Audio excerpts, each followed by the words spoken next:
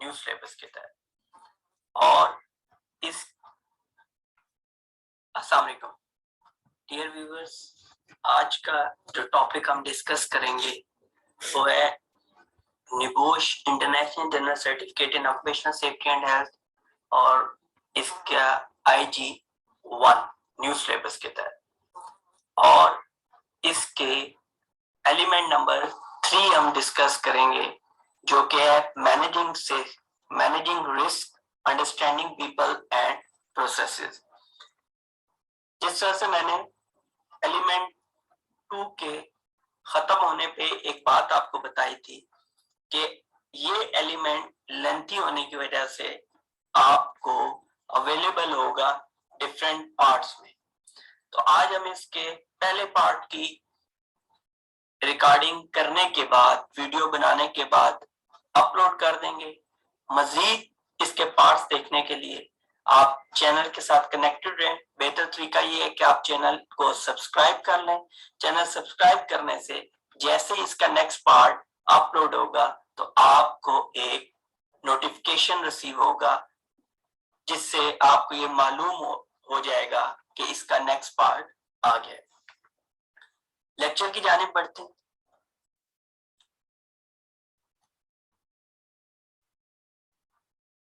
अच्छा, इस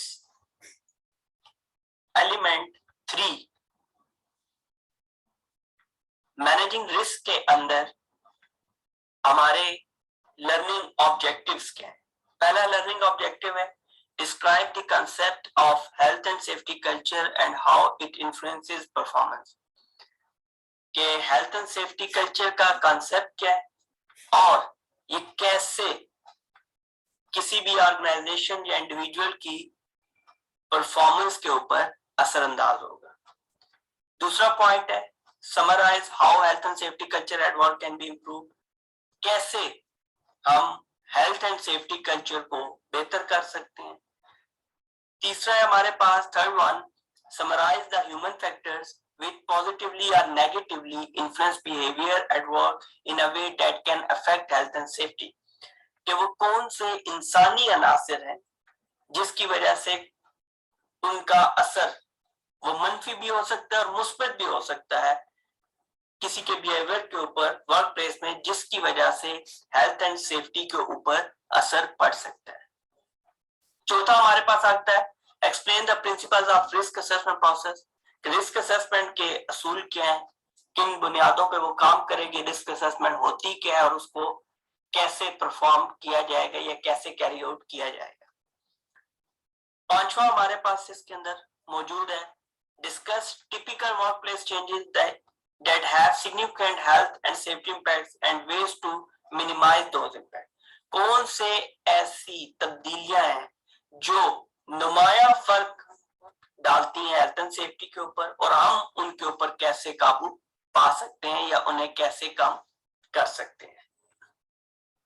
अगला लर्निंग ऑब्जेक्टिव है जी describe what to consider when developing and implementing a safe system of work. हमने किस वक्त एक सेफ सिस्टम ऑफ वर्क को बनाना है, तरतीब देना है, डेवलप करना है कि आप जो भी एक्टिविटीज हैं उनको सेफली परफॉर्म कर सकें। Explain the role, function and operation of a permanent work system. इस टॉपिक के अंदर हम पूरे का पूरा परमानेंट वर्क सिस्टम PTW को डिस्कस करेंगे। Then we have discussed typical emergency procedures including training and testing and how to decide what level of first aid is needed in the workplace। इस part में इस element के हम discuss करेंगे कि emergency procedures क्या है और फर्स्ट एड हम किस तरह से मुहैया कर सकते हैं।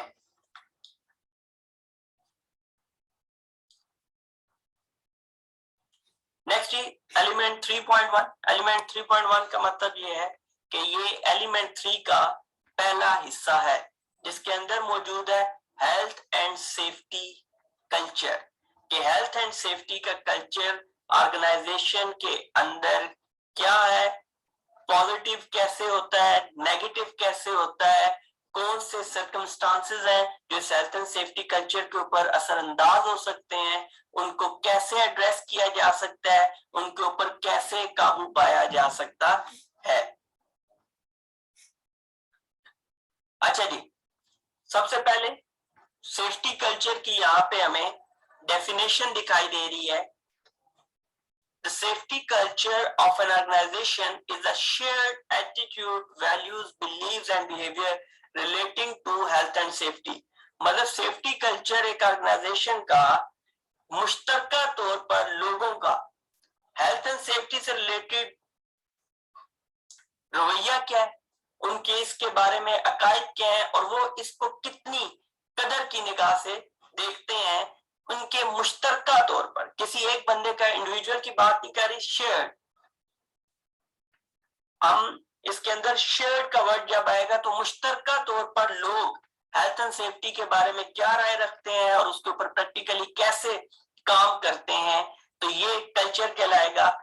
और नीचे इसमें जैसा दिखाई दे रहा है, इट विल बी पॉजिटिव और नेगेटिव, और ये फिर पॉजिटिव हो या नेगेटिव हो, ये अलग डिस्कशन है। इस टाइम पे हमने सिर्फ इसको डिस्कस किया कि हेल्थ एंड सेफ्टी कल्चर है क्या चीज। आगे चलते हैं, पॉजिटिव और नेगेटिव कल्चर के सामने देखते हुए हम डिस्कस करते हैं इसको। दोनों जानिब चार पॉइंट्स हैं जो मेनली इनको अलग करेंगे, इनके दरमियान में फर्क वाजे करेंगे। तो पॉजिटिव कल्चर का पहला है, people think that safety is important.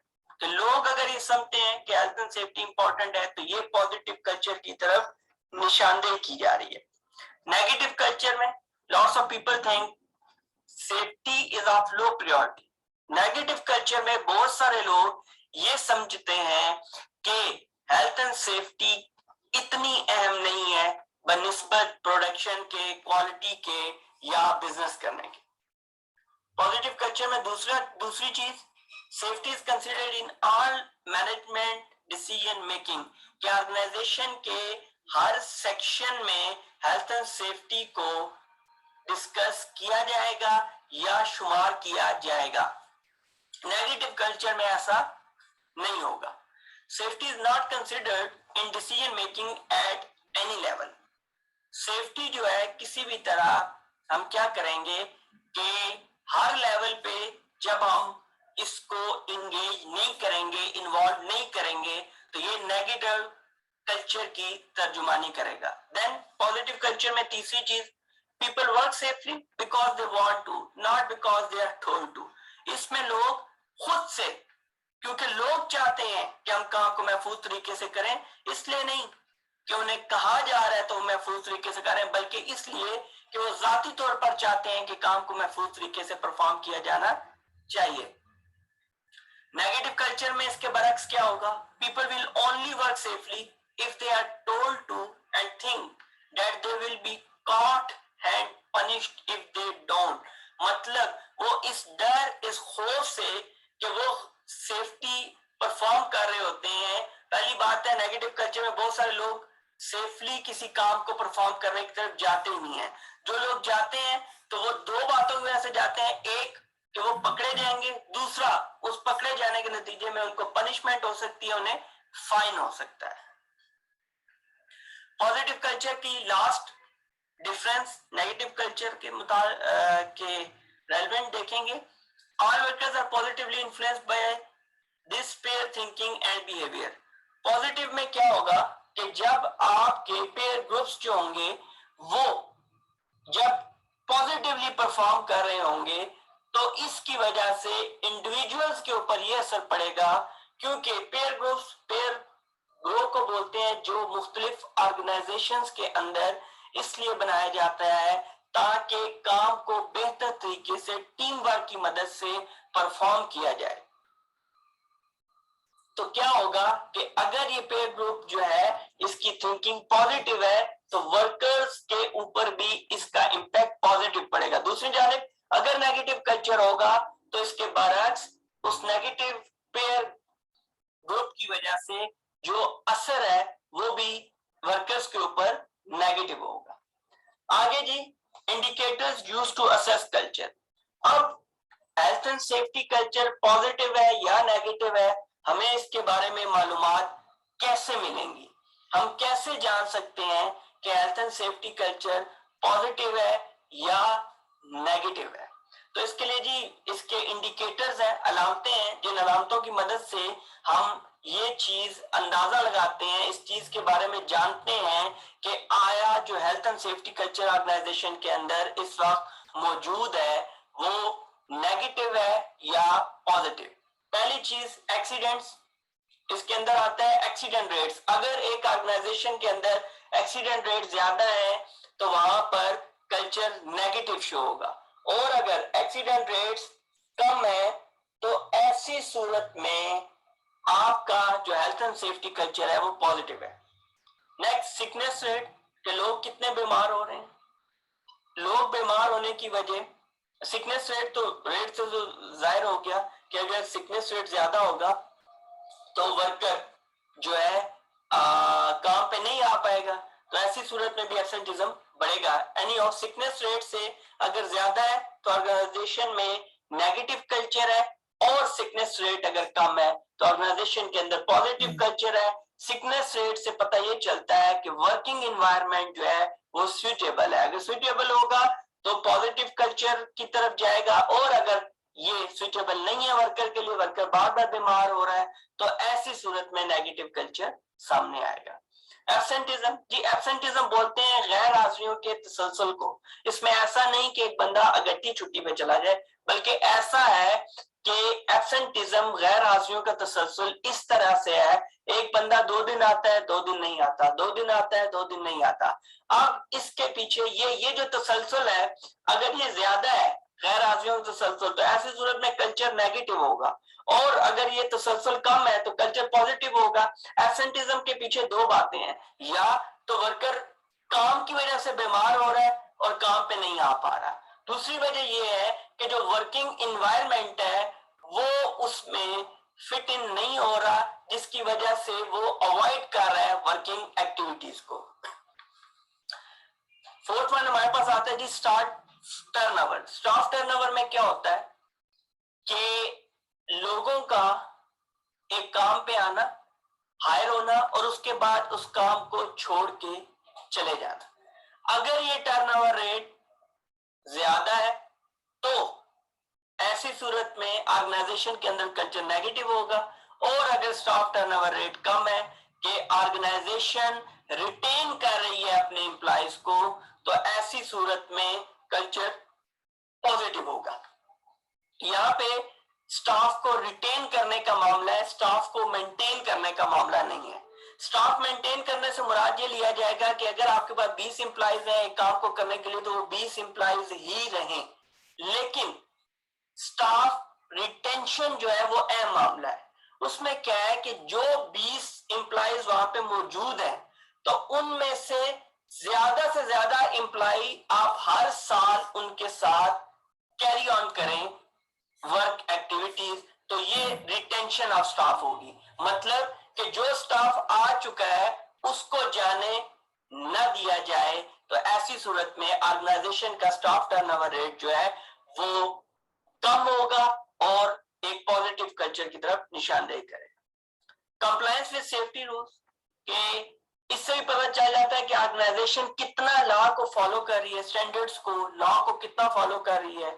अगर वो कर रही है तो पॉजिटिव कल्चर, अगर नॉन कंप्लायंस है तो then negative culture. Worker complaints about condition, अगर वर्कर बार बार कंप्लेंट्स कर रहा है कंडीशन के मुतालिक, तो ऐसी सूरत में क्या होगा कि नेगेटिव कल्चर होगा। आप देख सकते हैं कि हर इंसान की क्वालिफिकेशन के बाद या पढ़ाई मुकम्मल होने के बाद उसकी यही कोशिश होती है कि वो एक बेहतर ऑर्गेनाइजेशन में जाके काम करे, जहाँ की वर्किंग कंडीशंस के बारे में उसने सुना है कि बहुत ज्यादा बेहतर है, जहाँ पे उसने सुना कि फैसिलिटीज बहुत ज्यादा है, तो इसलिए वर्कर्स का सेटिस्फेक्शन लेवल होना बहुत ही लाजमी चीज है।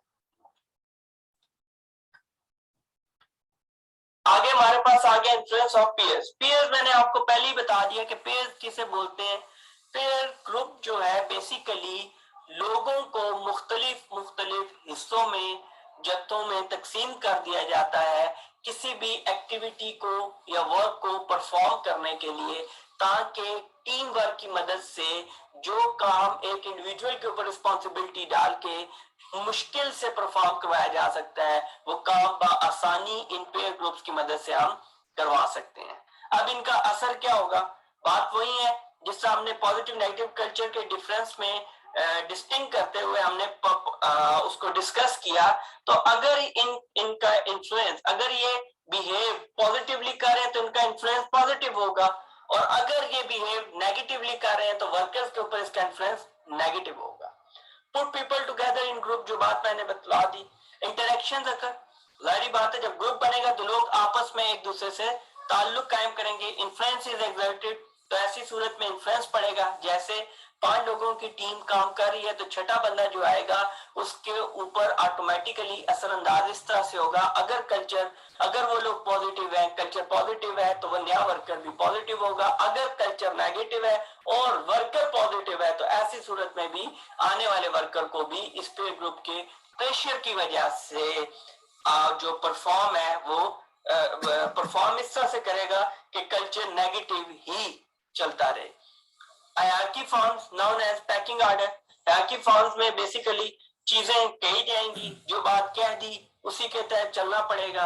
For example group decided, peer group ने डिसाइड कर लिया we have to perform this activity positively, तो ऐसी सूरत में वो पॉजिटिव करेगा। अगर वो कहते हैं कि नहीं हमने जिस तरह से कर रहे हैं उसी तरह से करना है, नेगेटिव बिहेवियर है उनका, तो ऐसी सूरत में भी वो वही ऑर्डर उसको फॉलो करना पड़ेगा।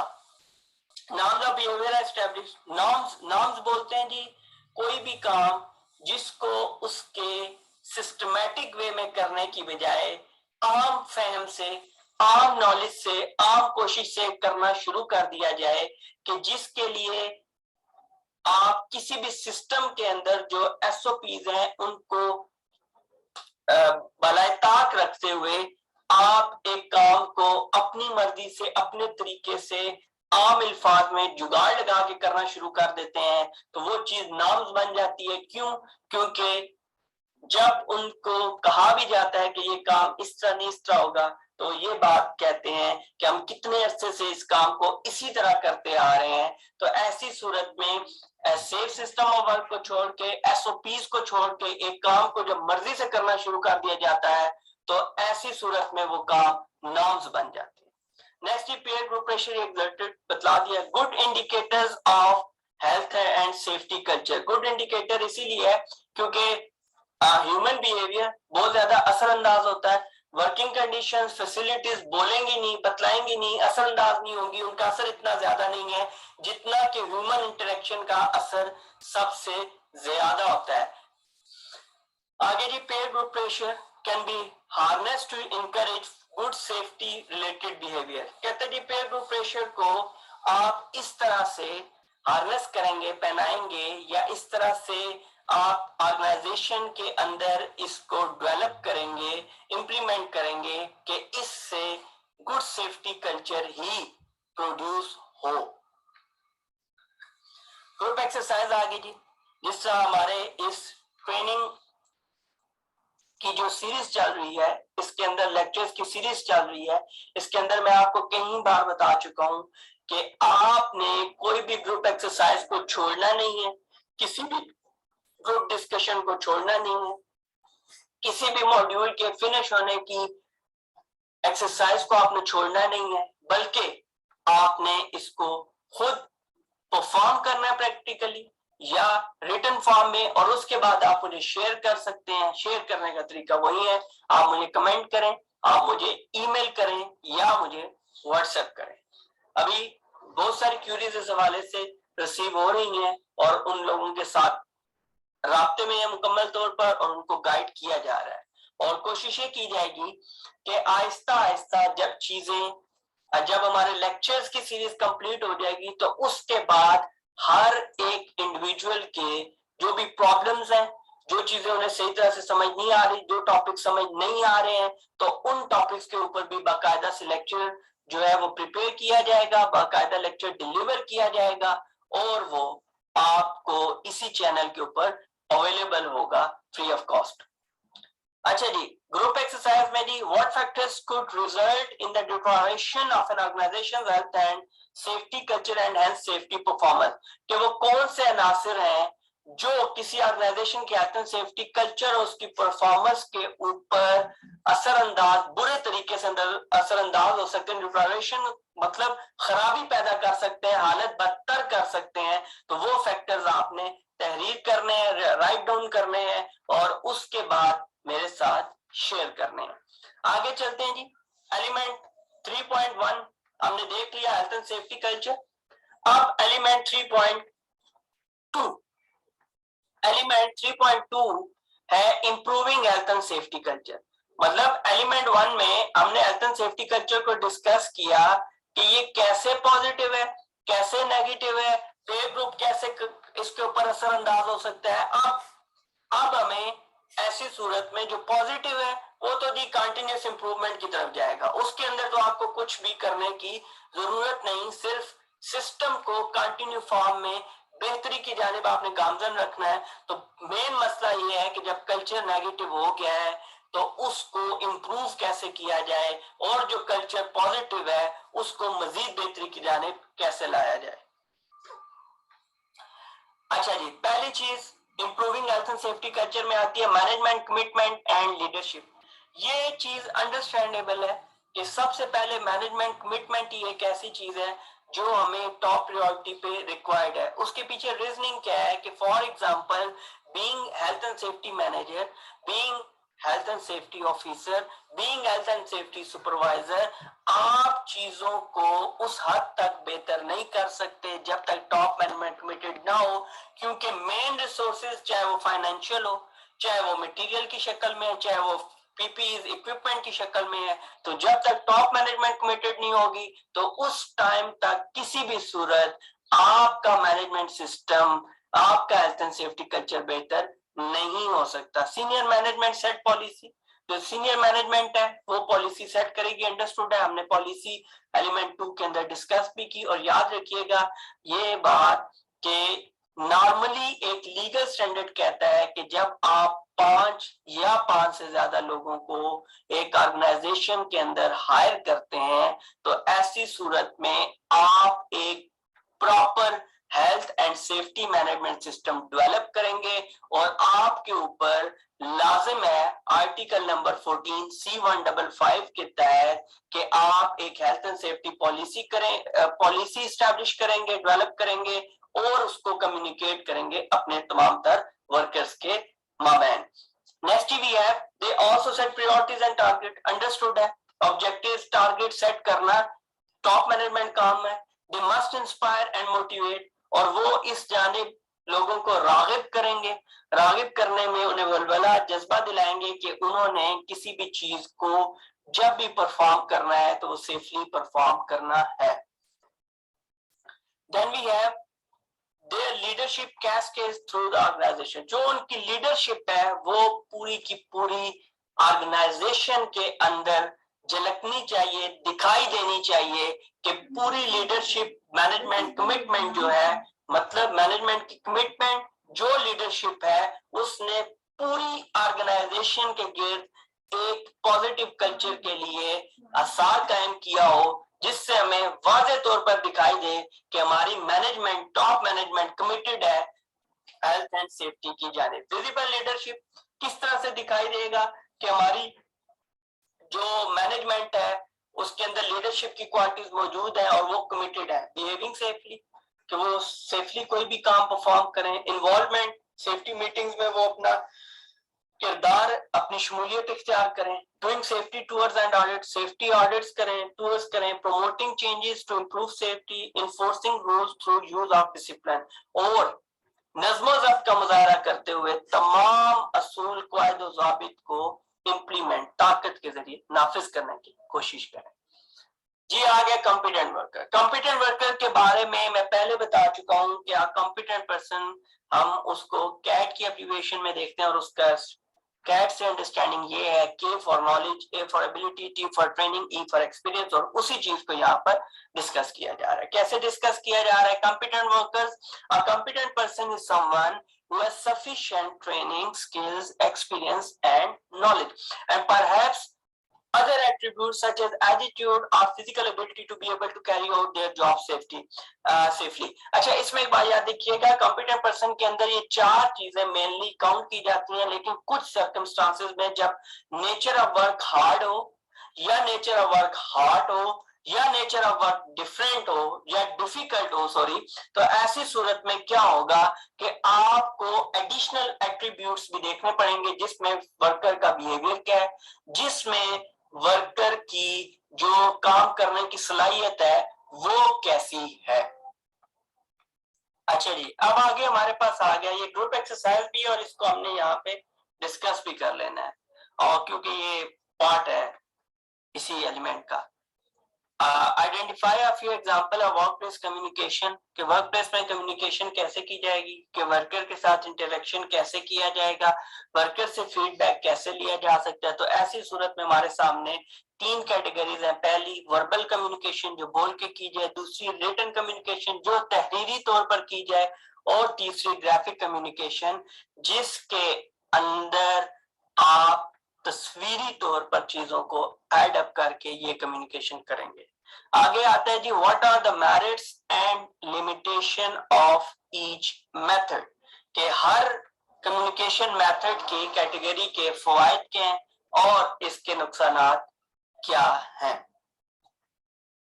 आगे चलते हैं जी, पहले आता है हमारे पास वर्बल कम्युनिकेशन। वर्बल कम्युनिकेशन के बेनिफिट्स में पहले पर्सनल, कि हर बंदा इंफरादी तौर पर इसको कर सकता है, कोई फौरी तौर पर आप किसी को किसी के सामने कुछ भी कह सकते हैं, डायरेक्ट आपके और सुनने और बोलने वाले के दरमियान कोई भी चीज हाइल नहीं है, और इससे आप चेक अंडरस्टैंडिंग डेवलप कर सकते हैं। कैसे चेक अंडरस्टैंडिंग? फॉर एग्जांपल, अगर आप फेस टू फेस किसी के सामने हैं, बीइंग टीचिंग, जब मैं किसी को फेस टू फेस लेक्चर दे रहा हूँ तो उसके फेस एक्सप्रेशन से मैं ये रीड कर पाऊंगा कि आया जो चीज उसको समझाई जा रही है तो क्या उसको समझ आ रही है या कि नहीं।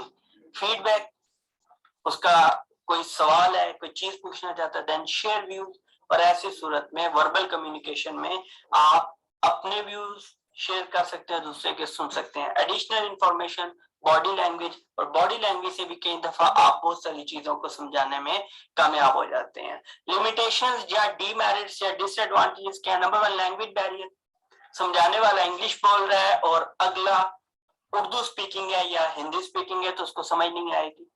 जॉर्गन, जार्गन होता है कि किसी भी आपकी जो फील्ड होती है उसके अंदर स्पेसिफिक जो टर्मिनोलॉजी, स्पेशल वर्ड्स वगैरह यूज किए जाते हैं, वो तमाम तर आपके जॉर्गन्स में होते हैं, और वो चीजें मुहावरतन या इस तरह से इस्तेमाल होती हैं, इस्तिलाहात होती हैं कि जिनको इतनी आसानी से हर बंदा समझ नहीं पाता। स्ट्रॉन्ग एक्सेंट डायलेक्ट, आपका अगर बोलने का जो एक्सेंट है, जो तरीकेकार है, वो इतना प्योर है कि उसको भी समझने में कई बार दुश्वारी होती है। बैकग्राउंड नॉइज है जी, उसकी वजह से आवाज क्लियर नहीं है। पुअर हेयरिंग है, सुनने वाले की समात का इशू है या वो कंसंट्रेट नहीं कर पा रहा बात पे। एम्बिग्विटी, या बात इस तरह से की गई कि वो उलझाव का शिकार होगी, कि बात सीधी तरह से समझ नहीं आ रही। Missing information, forgetting information, no record.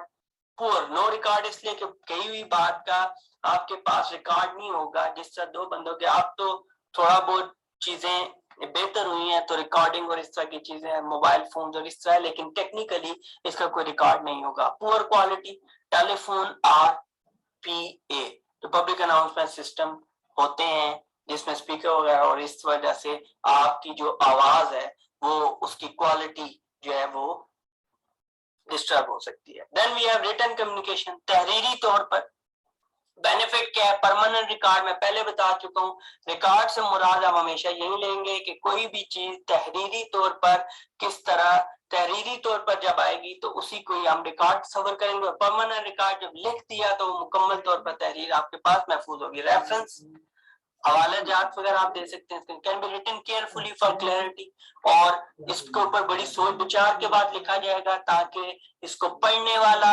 इसके साथ अंडरस्टैंडिंग प्रॉपरली जो है वो अंडरस्टैंड कर पाए इसको। वाइड डिस्ट्रीब्यूशन रिलेटिवली चीपली, और इसको आप बड़े कम खर्चे के ऊपर बड़े दूर तक फैला सकते हैं। जैसे एक ईमेल है, आप एक ईमेल करते हैं और वो रिटन फॉर्म में बहुत दूर तक चली जाती है, उसके लिए आपके सामने जिसको आप ईमेल कर रहे हैं उसका होना लाजिम नहीं है। लिमिटेशंस जी, डीमेरिट्स डिसएडवांटेजेस क्या, इनडायरेक्ट है, टाइम टेकिंग है, जॉर्गन एब्रिविएशन इन्वॉल्व होंगे बीच में जो एक प्रॉब्लम क्रिएट कर सकती हैं, इम्पर्सनल है, जाती हैसियत में नहीं कर रहे, एम्बिगुअस हो सकता है लैंग्वेज की वजह से, एम्बिगुअस हो सकता है सेंटेंस स्ट्रक्चर की वजह से कि जो कोई तहरीर किया जा रहा है वो समझने से कासिर है पढ़ने वाला, मैं नॉट बी रीड, और कुछ लोग जो पढ़ नहीं सकेंगे, लैंग्वेज बैरियर हो सकता है, रेसिपिएंट में not be able to read. अच्छा, बहुत सारी आप अक्सर देखते हैं कि बहुत सारी ईमेल्स हमें भी आती है, बहुत सारी चीजें हमारे सामने से गुजरती हैं, लेकिन बहुत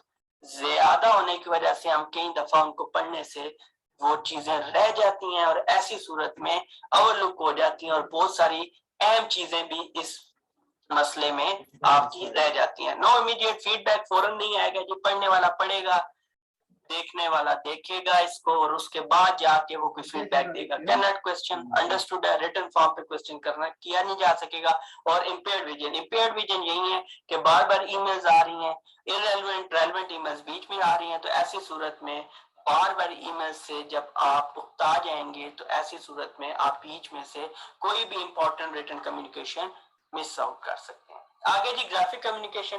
ग्राफिक कम्युनिकेशन में क्या होगा कि आप तस्वीरें बना के, आप अलामतें जाहिर करके, आप प्ले कार्ड बना के, आप पोस्टर्स बना के आप ग्राफिक कम्युनिकेशन कर सकते हैं। बेनिफिट्स क्या है जी, eye catching, visual, quick to interpret, interpret होता है किसी चीज की तशहीर होना, नो लैंग्वेज बैरियर, जारी बात अलामत है, फॉर एग्जांपल रेड सर्कल में अगर बी लिख के उसके ऊपर क्रॉस है तो अंडरस्टूड है किसी को कि ये नो पार्किंग है, no language barrier, jargon free, कोई मुहावरा कुछ भी नहीं, क्योंकि जब तहरीर ही नहीं सुनाई नहीं दे रहा तो वो जार्गन हो ही नहीं सकता, क्योंकि सिर्फ इसमें एक तस्वीर होगी जो दिखाई दे रही है, conveys a message to a wide audience, और उससे होगा क्या कि पढ़ा या अनपढ़ कोई भी बंदा हो वो काफी हद तक इन साइंस से इस ग्राफिक कम्युनिकेशन को अंडरस्टैंड कर लेगा, मासवाए उस ग्राफिक कम्युनिकेशन के जो किसी चीज के अंदर स्पेसिफिक हो जाएगी। फॉर एग्जाम्पल, आप नॉर्मल रोड के जो साइंस हैं वो जानते होंगे, लेकिन जब तक कि आप प्रॉपर ड्राइविंग की क्लासेस नहीं लेंगे, जब तक आप प्रॉपर ड्राइविंग सीख के प्रॉपर लाइसेंस नहीं लेंगे,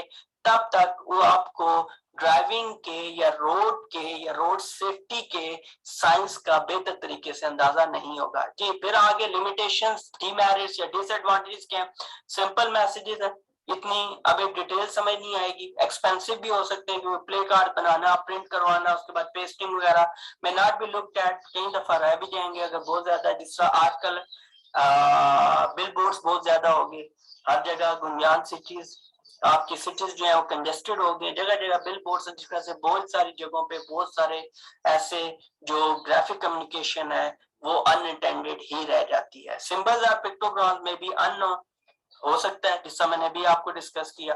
फीडबैक कोई नहीं है, नो क्वेश्चन और इम्पेयर्ड विजन, बहुत ज्यादा भी ग्राफिक कम्युनिकेशन होगी तो लोग अवॉइड करेंगे कि इधर कुछ ना कुछ तो होता ही है। ब्रॉडकास्टिंग मेथड्स की बात करें कि इन कम्युनिकेशन के जरिए तो आ गया, अब इसके बाद ये ग्राफिक कम्युनिकेशन हम करेंगे कैसे जी। नोटिस बोर्ड्स यूज करेंगे, जैसे स्कूल कॉलेजेस आपके ऑर्गेनाइजेशंस के अंदर ये मौजूद होते हैं जहाँ पे हर अहम अपडेट खबर को नशर किया जाता है। Posters and videos, digital media, tool box talk जिनको टीबीटी बोलते हैं, टूल बॉक्स टॉक्स टीबीटी अक्सर काम शुरू होने से पहले कोई भी ऑर्गेनाइजेशन करती है। Memos and emails, workers handbook, worker handbook छोटे छोटे मैनुअल्स बना दिए जाएंगे ताकि हर वर्कर के पास वो मैनुअल पहुंच सके और उस मैनुअल को सामने रखते हुए वो समझने की कोशिश करें। आगे जी, आगे हमारे पास इसके अंदर ग्रुप एक्सरसाइज, ये है जी ग्रुप एक्सरसाइज, ये ग्रुप डिस्कशन नहीं है, ग्रुप एक्सरसाइज है। तो ग्रुप एक्सरसाइज जैसे ही आई तो इससे अंडरस्टूड है कि आप ही ने इसको परफॉर्म करना है और परफॉर्म करने के बाद मुझे शेयर करना है। ग्रुप एक्सरसाइज है जी, what are the merits and limitation of using safety poster as a form of propaganda. कहता है कि इस चीज के अगर आप सेफ्टी पोस्टर यूज कर रहे हैं as a form of propaganda, मतलब कि आप झूठ और इस तरह से करने के लिए अगर आप कर रहे हैं, तो एक हेल्थ एंड सेफ्टी के जो पोस्टर है उसकी लिमिटेशंस क्या होनी चाहिए, उसके फवायद क्या होंगे जो किसी भी जगह पे हम इस्तेमाल करेंगे। हमारा ये एलिमेंट 3 का पार्ट यहीं तक था। अगले पार्ट के लिए कनेक्टेड रहें चैनल के थ्रू, चैनल सब्सक्राइब कर दीजिए ताकि जैसे इसका अगला पार्ट